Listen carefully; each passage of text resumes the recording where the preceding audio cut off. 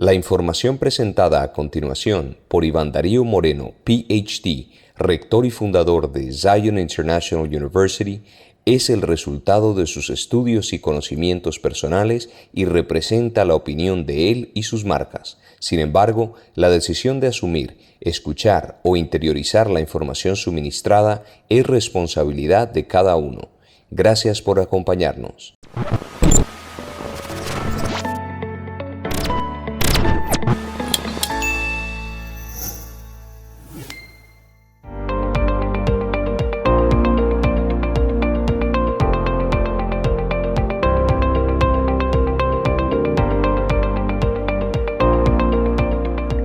Hola, muy buenos días, tardes y noches a todos ustedes. Les habla Iván Darío Moreno.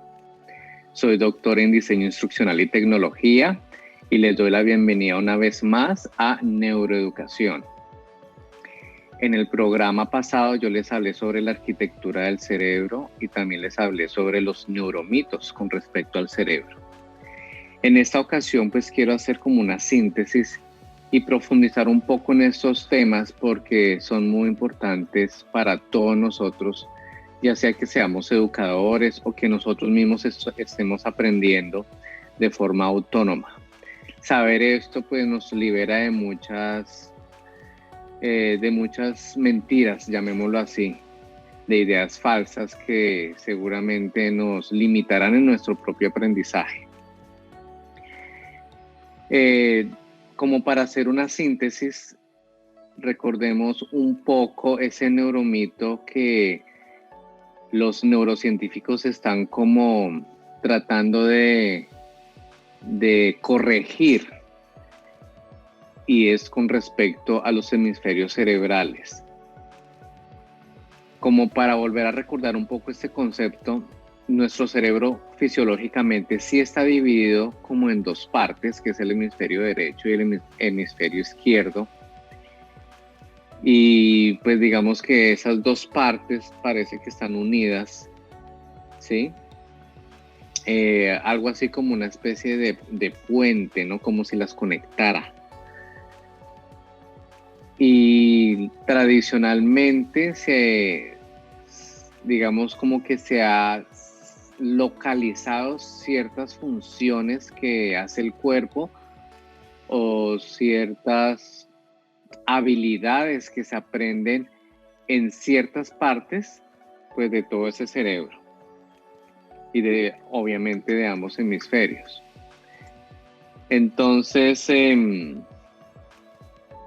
esto es muy importante pues recordarlo. ¿Por qué? Porque siempre se ha dicho que el hemisferio derecho es como la que está relacionada con la parte creativa, la parte intuitiva, está relacionado con las artes, con la música, con la percepción, con las emociones.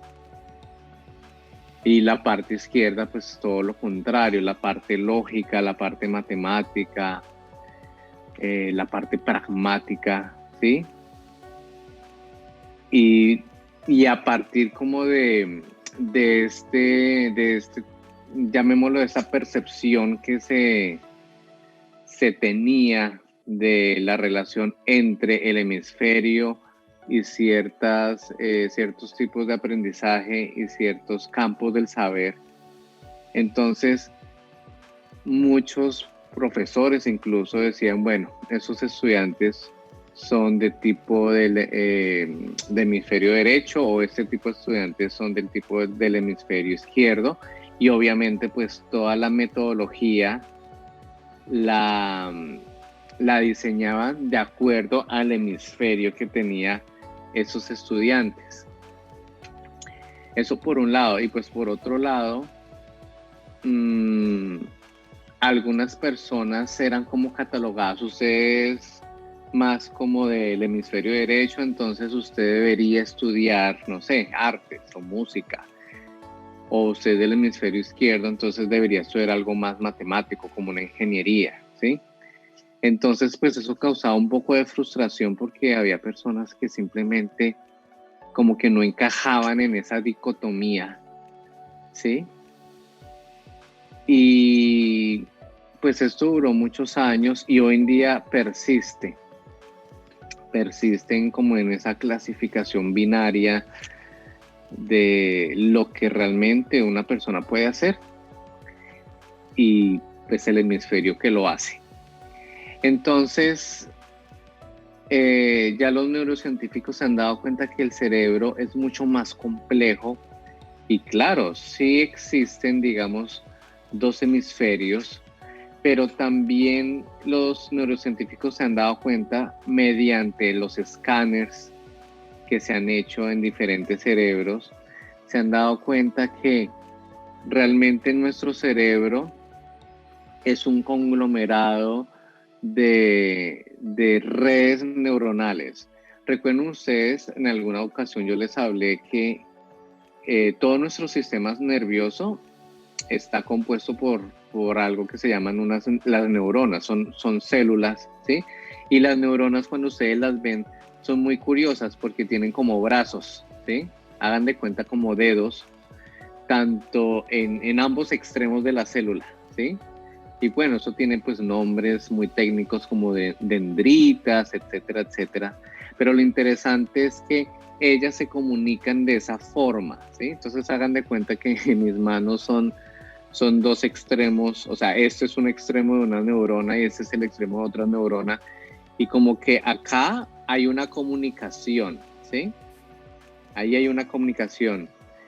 Esa comunicación se llama sinapsis. Ahí, en ese momento en que dos de esas dendritas, llamémoslo así, casi que se juntan, no es que se junten, sino que se aproximan tanto, ahí hay toda una transferencia de información interesantísima y los neurocientíficos pues estudian eso, ¿sí? Eso es una cosa súper compleja, nomás en ese pedacito. Pues aquí no vamos a entrar en eso porque eso ya son cosas ya muy, muy técnicas, muy complejas. Pero lo importante es que ustedes entiendan que ahí está la comunicación entre esas neuronas.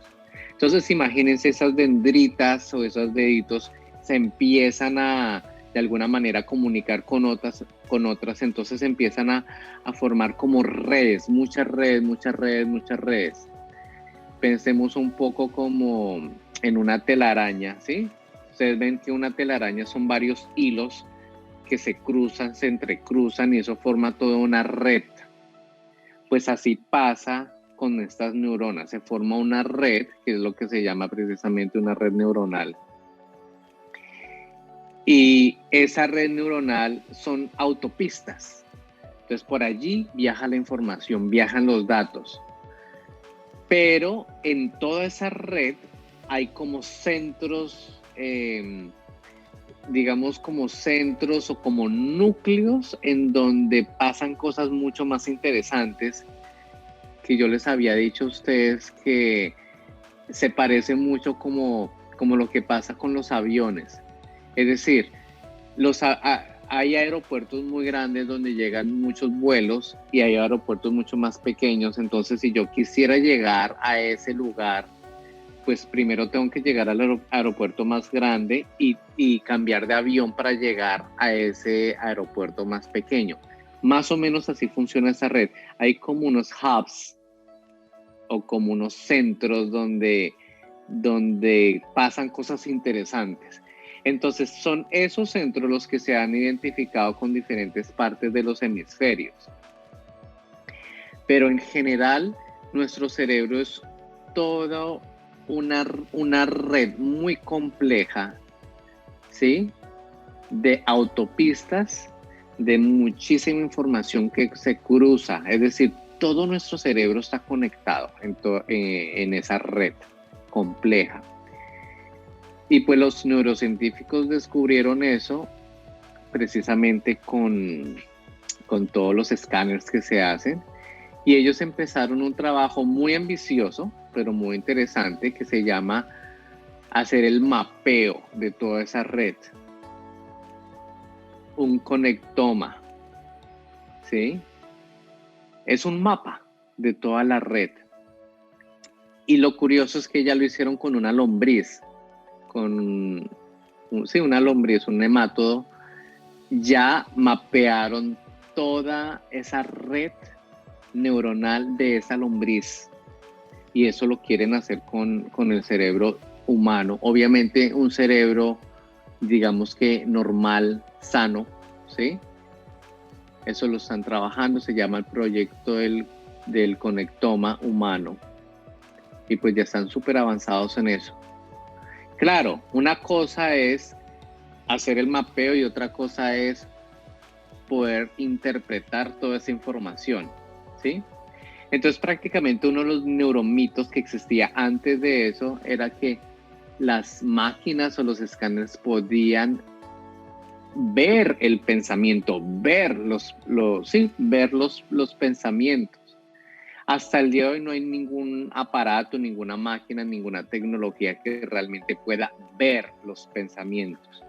Sí se puede ver ciertas cosas que pasan en nuestro cerebro, sí es posible ver, pero ver un pensamiento como tal aún no se ha logrado a ese punto, no sé si lograremos llegar a ese punto algún día. Pero yo les cuento eso para que ustedes vean lo interesante que lo que está ocurriendo en el mundo de la neurociencia. Y claro, hacer ese mapeo ayuda muchísimo a entender muchos procesos que pasan en nuestro cerebro. Entonces, esto pues nos cambia mucho el concepto de cómo enseñar y cómo aprender. Entonces ya no estamos hablando de que yo soy, no sé, más artístico porque tengo más desarrollado el hemisferio derecho y por eso tengo que estudiar esto, o por eso mis estudiantes tengo que hacerles este tipo de ejercicio. No, ya cambia el concepto. ¿Eso qué quiere decir? En resumidas cuentas, dice que para aprender cualquier cosa, lo primero que tenemos que identificar es un objetivo. ¿Cuál es mi objetivo? Y tiene que ser muy específico. Y cuando ya tengo claro cuál es mi objetivo, ahí sí voy a hacer ejercicios para alcanzar ese objetivo específico. Eso quiere decir que todos nosotros podemos aprender cualquier cosa que nos propongamos. Cualquiera. ¿Sí? Cualquiera. Obviamente, los ejercicios tienen que estar combinados con disciplina, con paciencia, con perseverancia, constancia y todo eso para poder lograrlo. Todos podemos hacerlo. Porque hacer eso específico hace que muchas partes de ese conectoma se activen y toda la atención pues va a estar centrada allí. Y otra cosa que tenemos que hacer es mirar cómo vamos a medir si realmente estamos aprendiendo ese objetivo específico. Necesitamos una manera de medirlo. Eso ya le toca a los educadores mirar cuál es la herramienta, la mejor herramienta para medir ese objetivo específico. Y nosotros también, nosotros como aprendices autónomos también necesitamos de alguna manera medirnos. Y ya cada uno encontrará su forma de medir si ha logrado aprender eso tan específico. Bueno, espero que les haya gustado y les recomiendo que si les gustan estos temas, sigan mirando mis otros episodios de neuroeducación, van a aprender muchísimo. Les habló Iván Darío Moreno, que tengan un bonito día, les mando un gran abrazo. Hasta luego. La información que acabamos de presentar por Iván Darío Moreno, PhD, rector y fundador de Zion International University, es el resultado de sus estudios y conocimientos personales y representa la opinión de él y sus marcas. Sin embargo, la decisión de asumir, escuchar o interiorizar la información suministrada es responsabilidad de cada uno. Gracias por acompañarnos.